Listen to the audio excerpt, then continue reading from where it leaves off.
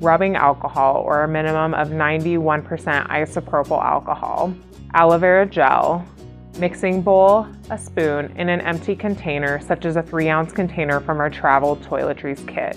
You could also add essential oil to give your homemade hand sanitizer a fragrance, but that's optional. Once you have all the necessary supplies, add 2/3 cup of rubbing alcohol and 1/3 cup of aloe vera to the mixing bowl.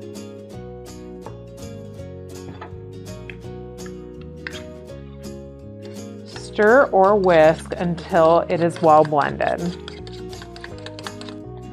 Next, you can add 8 to 10 drops of an optional essential oil if you desire.